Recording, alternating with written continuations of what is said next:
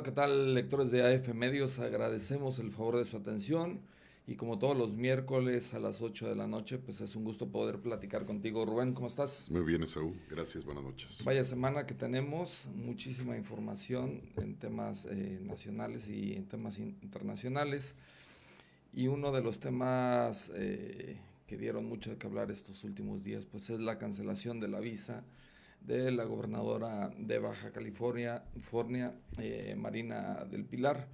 Le cancelan la visa a ella y a su esposo y se suscita pues una serie de especulaciones a nivel nacional e internacional, que llegó a la mañanera, llegó a el tema a la presidencia y está inmiscuido ahorita todo prácticamente el gabinete de Baja California y por supuesto pues en entredicho muchas cosas en Morena, ¿no? Sí, claro, y digo, debe ser un golpe terrorífico para un gobernador o una gobernadora, en este caso de una entidad fronteriza, perder la visa para Estados Unidos, porque habrá que situarse un poco en la mentalidad de la sociedad de Baja California. Yo tuve la fortuna de conocer algunas ciudades de Baja California, tener amigos originarios de allí, y para ellos el paso diario a Estados Unidos es una cultura, digo, es algo parte de la vida cotidiana, Es ¿no? lo natural. Es lo natural, es una entidad que está lejos de todo, pero muy cerca de Estados Unidos. Así que, bueno, de la clase media en adelante, los hijos de los californianos pues nacen muchas veces en las ciudades fronterizas del lado de Estados Los Unidos. hijos de ella nacieron en Estados Los hijos Unidos. de ella nacieron en Estados Unidos, tienen cuentas bancarias allá, vaya, trabajan, estudian. Es una simbiosis muy especial que es parte de la mentalidad de la frontera, aclarando que es una sociedad muy nacionalista también, porque las personas que viven en frontera afianzan su sentido nacionalista muy fuerte. Pero bien, el hecho de que te cancelen la visa es una tragedia para una familia que vive precisamente en la frontera, porque es como cortarte un brazo, ¿no? Es la mitad de tus posibilidades de desarrollo Claro. familiar, profesional, laboral. Ahora bien, ¿a qué obedece la cancelación de esta visa al matrimonio formado por Marina del Pilar y su esposo? Bueno, pues Estados Unidos no lo ha dicho, pero de seguro debe haber una razón de peso bastante fuerte. Y aquí habría que recordar que el anterior gobernador lanzó acusaciones muy serias contra ella y prácticamente la acusó de que encabezaba un cártel, ¿no? Sí, En esta península. Y bueno, creo que la cancelación de la visa obedece a razones bastante fuertes por parte del gobierno norteamericano. No nos las han explicado ni tienen por qué explicárnoslas, ¿verdad? Pero bueno, creo que es el primer paso de algo que puede ir mucho más allá y convertirse incluso en una política pública, porque ya se están dando cuenta los norteamericanos que la cancelación de visas crea un impacto político extraordinario en el país, ¿no? No es algo que pase como desapercibido, es considerado una política pública fuerte de presión y es posible, se ha especulado que ya vienen más casos similares para gobernadores y para otro tipo de funcionarios federales. sí es la primer funcionario de alto nivel en lo que va del sexenio que le sucede esto, que Estados Unidos toma cartas en este asunto, le cancela la visa y cabe señalar que fue el esposo de ella quien ventiló primero que se le había cancelado la visa. Al siguiente día salen en rueda de prensa, bueno, la gobernadora sale en rueda de prensa y da un discurso muy extenso, pero no explica nada.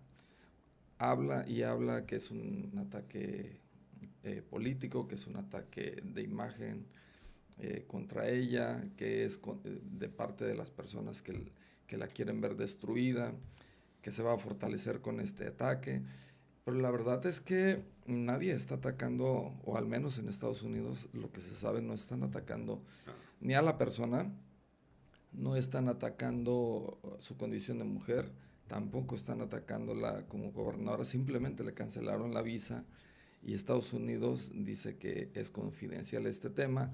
Inmediatamente surgieron algunas hipótesis de lavado de dinero, de cuentas en el extranjero, en dos bancos en Estados Unidos. Ella señala que no tiene cuentas en Estados Unidos, sin embargo, al correr de los días, pues ya hay varias versiones de que exfuncionarios o funcionarios de su administración podrían haber fungido como prestanombres de la pareja, ¿no? Esto está creciendo y por supuesto que genera un poco de tensión en la parte diplomática porque llegó el tema con la presidenta Claudia Sheinbaum, pero también eso sí ya ha afectado la imagen de la gobernadora y de su mandato, ¿no? No, claro. A mí me pareció muy temerario que la gobernadora dijera que no tiene cuentas en Estados Unidos, cuando yo creo que un alto porcentaje de la sociedad de Baja California pues tiene cuentas en Estados Bueno, Unidos. ella tiene una casa Pues tiene una en casa. San Diego, creo, ¿no? Y le dijo a la presidenta, al decir de la presidenta, porque la presidenta lo dijo en su mañanera tradicional, dijo que no, que ya había hablado con la gobernadora y que la gobernadora le había dicho que no tiene cuentas en Estados Unidos. Es algo muy temerario. Digo, espero que al rato no vaya a salir la gobernadora con que siempre sí tiene, pero que era de su esposo, no sé, alguna tontería de esas. Pero es bastante ilógico que no tengan cuentas en bancos norteamericanos. Normalmente, insisto, familias de clase media de Tijuana, de Mexicali, pues tienen cuentas en bancos norteamericanos. Digo, es una práctica muy común ahorrar en dólares, ¿no? Sí, la titular del Ejecutivo señaló, bueno, primero su respaldo para la gobernadora y también explicaba que, bueno, no habían tenido un aviso de parte del gobierno de Estados Unidos sobre este tema y no les había avisado al gobierno mexicano que iba a suceder esto. Bueno, de entrada no tendría por qué informarles. También surge una declaración de Ricardo Monreal donde señala que es una decisión unilateral y que está afectando y atentando contra el gobierno y el pueblo de Baja California. Yo creo que no es así, no tiene ningún sentido. Es como si México deporta o le cancela la entrada a cualquier otro ciudadano, no tiene por qué avisarle al gobierno en turno, ¿no? No, Del y otro además país. habrá que recordar que ¿por qué un gobierno retira la visa? Porque le está diciendo a una persona, no te quiero aquí. Es algo bastante serio, ¿eh? Digo, si tú le retiras la visa a alguien es que no quiero a esta persona aquí, por alguna razón de peso. O eres un delincuente o eres una persona no grata de alguna forma. Tus actitudes de tipo social, económico o mercantil implican una amenaza para la sociedad en la que quieres ingresar. Y la otra sociedad te dice, no, no te quiero aquí, o sea, vete. Ahora, es una exageración esto que hizo Monreal de que eso es un atentado contra el pueblo de Baja California. Digo, por favor. Digo, la verdad. Es uno de los desfiguros de Monreal, ¿no? Uno más. Y me parece que nada tiene que ver la cancelación de una visa contra un gobernador, por más importante que sea o gobernadora, con toda la relación o el vínculo que puede haber con la propia sociedad de la que se es originario. Digo, miles y miles y miles de baja californianos tienen visa y tienen otros instrumentos para estar pasando constantemente para Estados Unidos. Y no tiene por qué ser un atentado contra ellos que se le cancele a la gobernadora. Yo creo, Esaú, que esta es una historia de la que vamos a saber muy pronto qué pasó. Y también creo que ya aprobado este instrumento de presión, va a haber más cancelaciones de visas. Ya se había especulado en la semana que podía ser también el gobernador de Tamaulipas. El gobernador de Tamaulipas lo ha negado reiteradamente. Hubo algunos desfiguros en su equipo de comunicación social que mandaron unas aclaraciones mal hechas y luego las corrigieron, las volvieron a corregir. Pero bueno, a final de cuentas no se ha confirmado esa especie. Pero si esto llega a seguir ocurriendo, bueno, pues el gobierno o los gobiernos nacionales se van a enfrentar con muchos problemas de presión de tipo política porque es una declaratoria muy interesante de un país hacia otro, ¿no? No, y en estos últimos tiempos donde la tensión diplomática se ha incrementado entre México y Estados Unidos, donde el tema de seguridad y los reclamos de seguridad de México, de Estados Unidos a México, el modus operandi de los cárteles en México, que por supuesto es económico el modus operandi, Estados Unidos bien sabe dónde pegarle, ¿no? Sí, claro. Entonces, en ese contexto se da esta cancelación de visa y todas las teorías surgen inmediatamente, ¿no? Y la otra es que, bueno, es un golpe de realidad también para los gobernantes en México, que en su mayoría los que tienen puestos de primer nivel como gobernaturas, pues son de Morena, ¿no? Es un golpe de realidad En México están muy protegidos por el sistema y por el régimen, prácticamente se han vuelto intocables, pero esto que sucedió es una vuelta a la realidad y decirle, bueno, estarás intocable en México, pero acá no. Fíjate que es muy interesante esa perspectiva, Esaú, porque precisamente hay analistas que ya habían dicho esto, decían, bueno, aparentemente se ha constituido un modelo de partido de Estado, con el dominio del Poder Ejecutivo, el Poder Legislativo, ahora con el próximo dominio del Poder Judicial, con la mayor parte de las gobernaturas. Parece instaurarse un modelo de régimen de Estado, pero cuando no hay equilibrios formales de tipo republicano, federalista, la realidad genera sus propios equilibrios. Claro.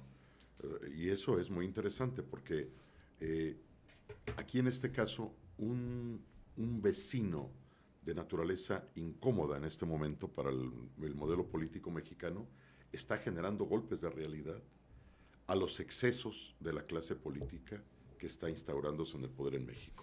Ahora imagínate cuántos gobernadores que se sienten intocables y que tienen tantos, los que sí tienen vínculos públicos o propiedades y recursos en Estados Unidos, cómo han de estar en este momento, ¿no? Sí, claro, y bueno, yo creo que deben ser muy cuidadosos porque si piensan que va a pasar desapercibida su actividad, bueno, pues ahí estamos viendo que no.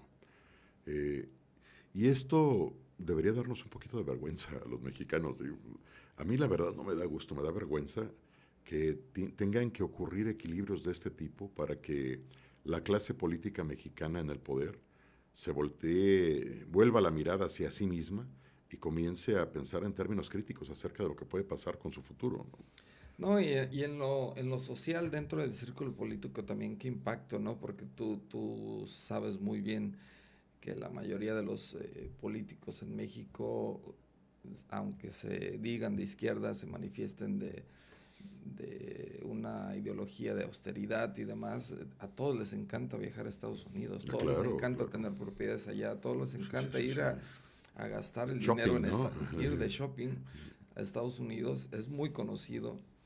Y mira de qué manera tan sutil, tan simple, Estados Unidos les da un golpe de realidad. Claro, te prohíbo la entrada y eso es devastador. Sí, la presidenta, bueno, decía que iba a solicitar pues al menos el dato con el gobierno de Estados Unidos para saber qué pasó.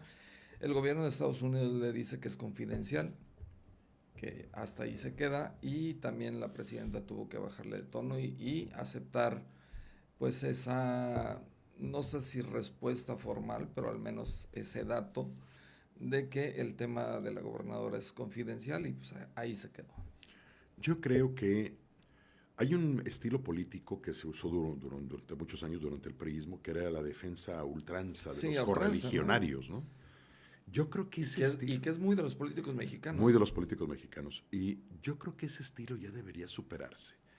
Yo creo que la presidenta Sheinbaum, ¿por qué tiene que meterse a defender a una gobernadora que puede tener problemas de tipo serio frente a una nación como la norteamericana? Yo creo que ella debería marcar distancia, sin abandonarle a su suerte. O sea, decir, bueno, yo sigo respetando mi relación con la gobernadora, nosotros seguiremos trabajando, enviando programas, apoyando al gobierno estatal, porque es apoyar a la sociedad, pero sus decisiones son responsabilidad de ella.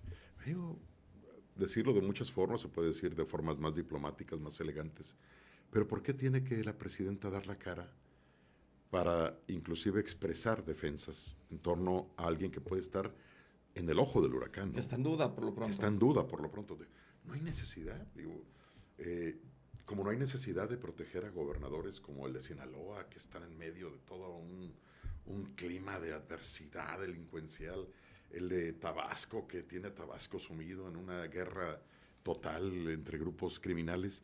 ¿Qué necesidad hay de defenderlos? Yo creo que hay que marcar una distancia, porque precisamente la presidenta no se debe a esos grupos, se debe a la sociedad.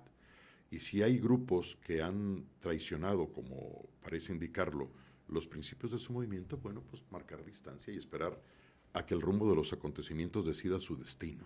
Sí, ya lo hemos mencionado en otros programas de Focus, que también esta defensa ultranza o esta defensa muy marcada hacia los políticos de primer nivel del régimen o del partido en el poder también puede obedecer a que defienden la marca. O sea, si alguno de los políticos se ve señalado o afectado, tanto por la crítica o porque se le encuentre realmente pues algo turbio, un delito o lo que sea, pues se afecta directamente la marca, ¿no? Entonces ya no se puede vender ese mismo discurso de que somos diferentes, de que nosotros nos guiamos por otro tipo de ideología, otros valores y demás.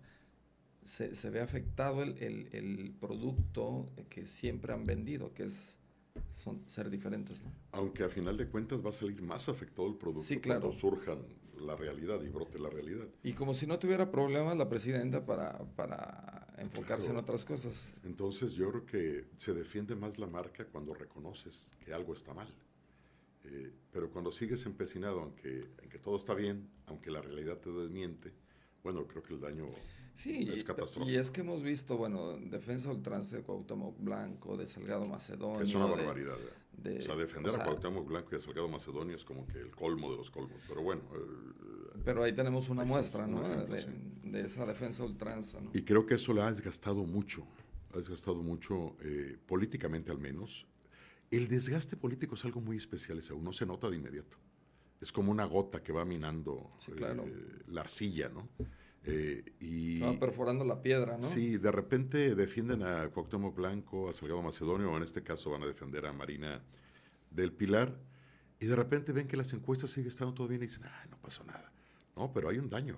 Ese daño va erosionando la legitimidad de un proyecto político y de repente no sabes cómo ya se desbarrancó todo. Y eso le ha pasado a todos los partidos. Sí, pero es un error muy común porque, ¿y por qué? Porque el político mexicano está acostumbrado o supone que el mexicano tiene poca memoria, ¿no? O una memoria instantánea, ¿no? O sea, de corto plazo.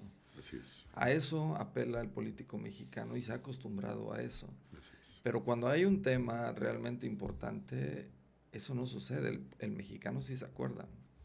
Cuando son temas no tan relevantes, de pronto podrían hacerse perdedizos, ¿no? Pero en la memoria colectiva del ciudadano. Pero bueno, la información que va surgiendo un día, sí, otro día también, y otro día también, pues va acumulando esta memoria Claro, del mexicano que luego va a suceder eso que acabas de decir, ¿no? hay una crisis de acumulación, Sí, se llama claro. O'Donnell. Bueno, ahí está. Sí, claro. Oye, y otro tema que también llamó mucho la atención en términos internacionales de seguridad y sobre todo para México, pues es esta entrega voluntaria que se hizo la familia del Chapo Guzmán al FBI, ¿no? A Estados Unidos se entregan voluntariamente al FBI. Fueron muchos, ¿verdad? Fueron muchos, son 17 familiares de Ovidio Guzmán y se entregan en la garita de San Isidro, en frontera con Tijuana. Se entregan y empieza otra ola de especulaciones y por supuesto el gobierno de México tuvo que también salir a hablar sobre el tema. Sí, vaya, a mí me da la impresión que esta familia del Chapo Guzmán, como que son bastante astutos en su vinculación con instituciones, con gobiernos, y saben tomar decisiones que los benefician. Habrá que recordar que hasta el presidente Andrés Manuel López Obrador se entrevistó con la mamá del Chapo Guzmán y la fue a saludar directamente, lo cual generó toda una serie de especulaciones. Y ahorita da toda la impresión que todos estos familiares que pasaron con toda naturalidad, eso sí Sí, tenían visa y todo, dos ¿verdad? maletas con su visa Y y vámonos, y se metieron. $70,000 eh, conjuntos llevaban y se metieron a Estados Unidos, todo hace indicar que van a generar un proceso de negociación para algo y de autoprotección. y de autoprotección que les va a permitir quizá formar parte de los programas de Testigos testigos protegidos. protegidos, etcétera. ¿A cambio de qué? ¿Qué van a decirle a las autoridades? ¿Qué es lo que le están ofreciendo a las autoridades norteamericanas? Bueno, entre otras cosas, información, ¿verdad? Y es una información muy valiosa porque esta familia pues lleva décadas asumiendo vínculos de poder con instituciones y personajes de la política mexicana. Y entonces, bueno, pues es una información que puede dar mucho. O sea, Son gente valiosa para Estados sí, Unidos. sí, muy valiosos porque les pueden llenar todos los vacíos que tienen en cuanto a los vínculos entre el narcotráfico y el poder en México. Literalmente les pueden armar una película, Sí, una totalmente. película Totalmente. completa del escenario. Imagínate toda la experiencia acumulada que tienen todos estos personajes desde diferentes formas de ver la vida. Y vaya, quizás se está negociando pues la libertad de algunos de ellos que ya estaban sentenciados en Estados Unidos.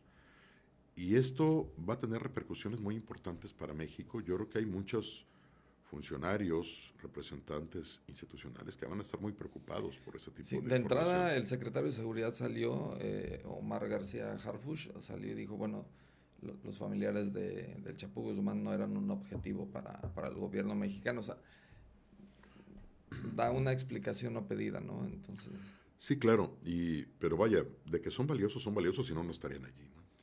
Y bueno, esto hace ver también que esta familia hábilmente con un solo golpe, unidos, se ponen a salvo, ¿verdad? Se ponen del otro lado.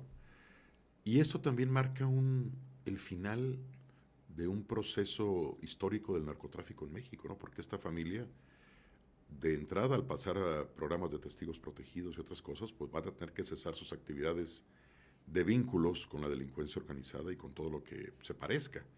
Todo esto va a cesar y esto genera un vacío de poder que va a ser llenado por otras instancias del crimen organizado en Sinaloa. ahora bien, el que logra esta negociación es Ovidio Guzmán. Así es.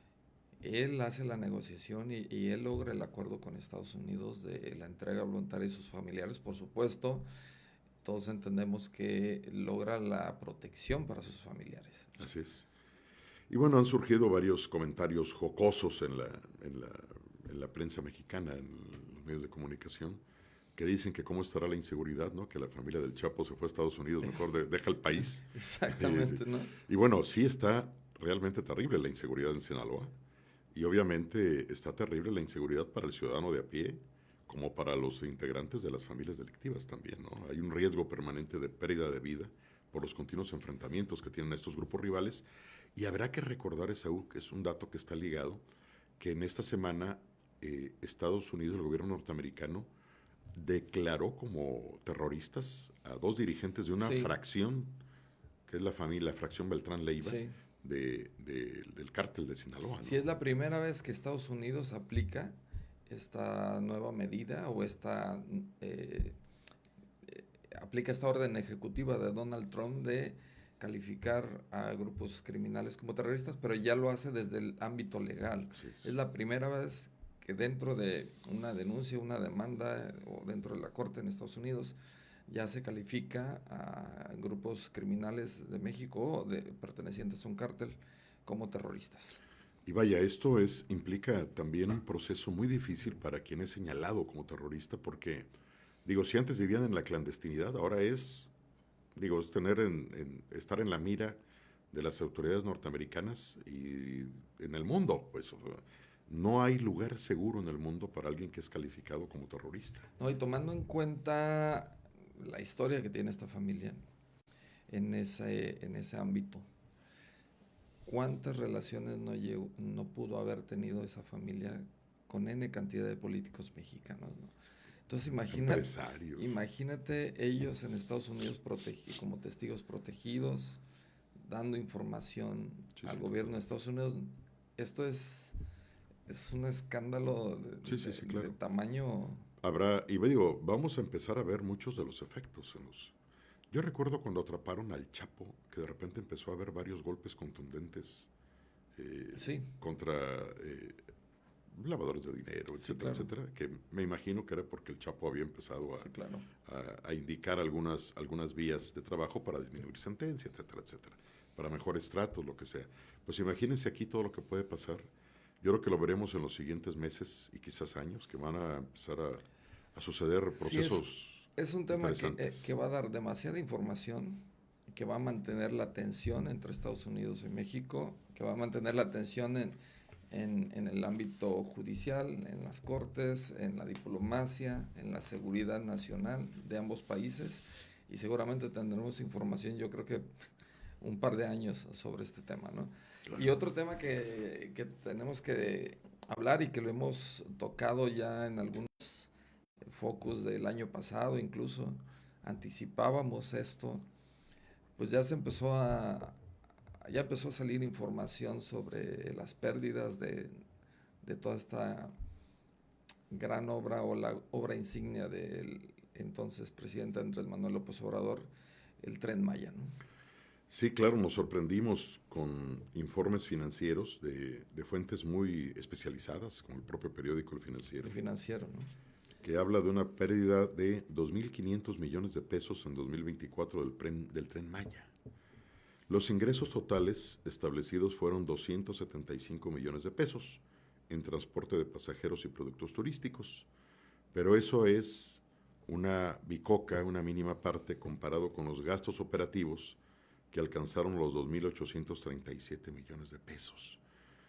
Y fíjate, Saúl, esto ya se sabía, esto ya se había dicho, se había vuelto a decir, Era obvio. era obvio. O sea, y sin embargo, los que lo señalamos en algún momento que esto podía pasar, bueno, hay personas que lo defendían, no, ¿cómo es posible? Pero sí hay trenes que en otros lugares del mundo que son muy, muy productivos, ¿no? Sí, claro. Pero aquí estuvo un planteamiento extraño, porque de entrada el mantenimiento de un tren en plena selva, bueno, pues implicaba un costo operativo muy alto que la estimación de pasajeros que podía tener no lo iba a cubrir. Y ya se había dicho que esto iba a implicar un desvío subsidio constante de recursos para mantenerlo, que es una pérdida, una sangría muy importante para el país. Y estos recursos podrían haberse aplicado en muchísimas otras cosas, en salud, en educación, muchísimas cosas más. Pero ahora se están yendo a un barril sin fondo, que es el Tren Maya.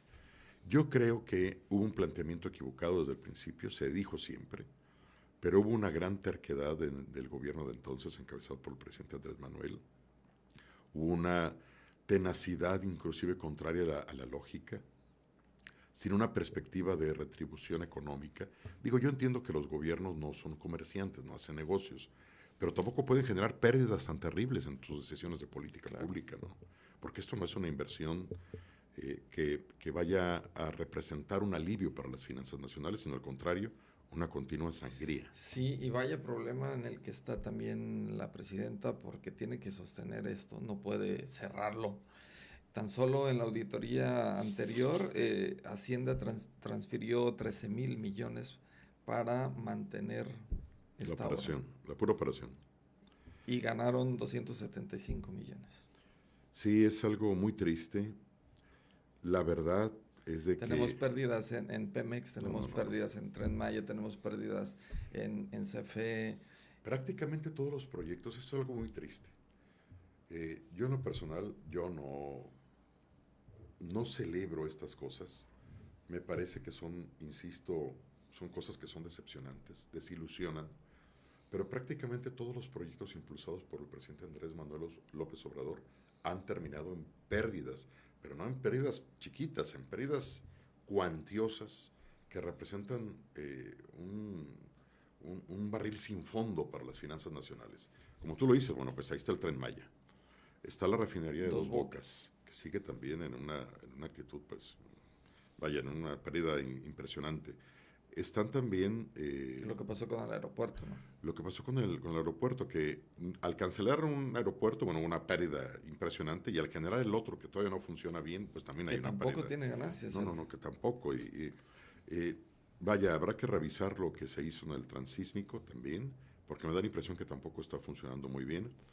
Y ya no hablemos de otros proyectos como la megafarmacia, que nunca funcionó bien. Ya no hablemos de otras cosas como el gigantesco fraude que hubo en Segalmex, en Birmex, bueno, en fin. Hay una serie de proyectos que han representado una pérdida terrorífica para el país. Ahí está la Pemex también, que tiene una administración que nos da problemas al país en lugar de beneficios. Lo cual es increíble que el petróleo, que es una fuente permanente de riqueza para países como Arabia Saudita, aquí se convierte en una fuente de pérdidas. Es algo que no puedo yo todavía acabar de comprenderlo totalmente. Pero aquí es pérdida lo que genera Pemex en lugar de beneficios para el país. Entonces, Creo que es algo que tenemos que revisar los mexicanos, independientemente de que haya personas que adoren o quieran mucho al presidente Andrés Manuel. Creo que estas evidencias indican de forma suficiente que hubo un gobierno fallido en muchos temas y que tenemos que comenzar a reconocerlo para reconstruirlo. No, y ahí podemos explicar el nivel de deuda que tenemos, ¿no? Claro. Casi 19 punto y algo billones de pesos que tenemos de deuda, ¿no? Y que creció de 10,000 billones, que era la deuda histórica que recibió el presidente Andrés Manuel, pues creció prácticamente 7 en su propio sexenio, más 2 que van ahorita acumulados. Entonces, si no detenemos esto, bueno, pues el país va a entrar en una debacle financiera terrible. Ya se ha advertido que México es de los pocos países que pueden tener procesos de recesión o de estancamiento en este año. Y bueno, tenemos que hacer algo, ¿verdad? Porque las presiones que tenemos de la circunstancia, las presiones del libre comercio, las presiones de los aranceles, ahora las presiones del gravamen a las divisas, a las remesas mexicanas, bueno, son golpes a la economía que si no tenemos una economía sólida nos van a afectar muchísimo. Y parte de esa imposibilidad de lograr una economía sólida es seguir teniendo estos barriles sin fondo financieros en el luego país. Entonces nos explicamos la disminución en salud, claro, la disminución en seguridad, ¿no? Claro. Hay que llenar los huecos, entonces quitas de uno pero abres otro hueco, ¿no? Entonces, bueno, yo entiendo que estamos viviendo un modelo económico de reparto de recursos, por medio de becas, estímulos, por medio de transferencias, etcétera. Estamos de acuerdo con eso, ¿no? Estamos de acuerdo. Y sí ese modelo, pero ese modelo hay que defenderlo. Para que ese modelo sea exitoso, tenemos que tener finanzas sanas. Si no, es imposible. No va a haber de dónde. Si no, va a haber. Si no, al rato vamos a estar sufragando cosas que podrían considerarse una inversión social, pero que no, van a ser un gasto. Sí, es como llenar la tarjeta de crédito y no tener para pagarla, ¿no? O sea. Si vamos a seguir con un modelo de reparto de recursos, entonces generemos un modelo de finanzas sanas que le dé sustento a ese reparto de recursos. Si no, al rato el reparto de recursos frente a una inflación, pues no va a servir para nada. Y además los millones a Cuba, el petróleo a Cuba, además. Sí, es que actuamos como que si tuviéramos, dinero, todo, ¿no? Muchísimos recursos. Como si nos sobrara, ¿no? Hay una frase mexicana que viene aquí, voy a citar al presidente Andrés Manuel, como anillo al dedo, ¿verdad? A veces actuamos, es un trauma, me imagino, nacional, como candiles de la calle y somos oscuridad en nuestra casa. Sí. Ojalá no sea este el caso. Sí. Oye, ya para finalizar Focus de hoy, Rubén, pues ya se empiezan a ver algunas señales de lo que va a ser el 2027 en Colima, la renovación de la gubernatura. Ya empiezan algunos personajes ahí a reunirse. Por supuesto, el partido en el gobierno tiene que estar muy atento, sus posibles candidatos o hasta ahorita su posible candidata, que es la alcaldesa de Manzanillo, pero también ya hay algunas señales de otros actores políticos que tienen ya historia en Colima y que por supuesto la van a jugar, ¿no? Sí, claro, bueno, hay varios aspirantes. Bueno, yo lo que veo ahorita, yo conforme a la experiencia que he tenido de otros procesos, me da la impresión que los partidos en el poder deben tener muchas barajitas, no solamente una para jugar. ¿Por qué? Porque cuando tú haces muy evidente que tu proyecto es uno solo, pues ese proyecto lo conviertes en un objeto de disputa, de confrontación, de debate político, de vigilancia con lupa. Y aquí pareciera que el partido en el poder en Colima tiene un solo proyecto. No hay otros, no están habilitando otros. Los que se han incorporado ahí más bien es por parar la mano, por estar por allí, aunque me parece que están buscando otras posiciones. Y bueno, en el caso de los partidos opositores, en este caso significativamente PRI y PAN, pues las alternativas también se están reduciendo muchísimo. Ya sí. No hay ese as de esa barajita en la que había como para escoger y había cierto tema de misterio en torno a lo que podría surgir, pero me parece que está limitándose también a una sola propuesta. Se está limitando y además ya prácticamente son muy obvios todos en que están en busca de, ¿no? Ya a 2 años están prácticamente siendo muy evidentes en cada una de sus participaciones, casi van a todas, o sea, decimos en Colima, o algunos dicen, hay un dicho, van a todos los moles, ¿no? Y ya están siendo demasiado obvios. Bueno, están obviamente el presidente de la capital, Riul, está Antey, en Manzanillo está Rosy Vallardo, en Colima, pues por supuesto que Locho va a meter presión, Virgilio va a meter presión, y va a haber, y el mismo rector, no se descarta el rector, ¿no? Él no se ha decantado todavía por nadie, pero seguramente la busca, la quiere, y estará esperando quién es el que le ofrece mejor posición, ¿no? Porque seguramente la quiere, ¿no? Pues, digo, no ha dicho nada, pero es de esperarse para un funcionario siempre, como la coronación de su trayectoria pública, la posibilidad de ejercer el gobierno estatal, porque ahí podrían hacer muchas cosas que de otra forma se convierten solamente en proyectos, ¿no?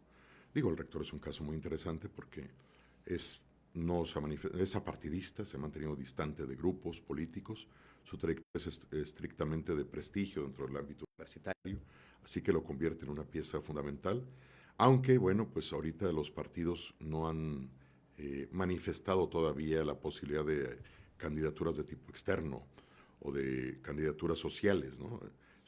Se han resguardado hasta el momento en sus propios perfiles militantes. Pero vaya, es una apuesta muy interesante y eso ojalá enriquezca toda la dinámica política de la entidad. Sí, además en el caso de algunos posibles aspirantes tienen que esperar a saber si toca mujer o hombre, ¿no? La candidatura, eso también otro elemento de es otro elemento. De complicación y de complejidad. Yo ahí me gustaría hacer una pequeña reflexión al respecto.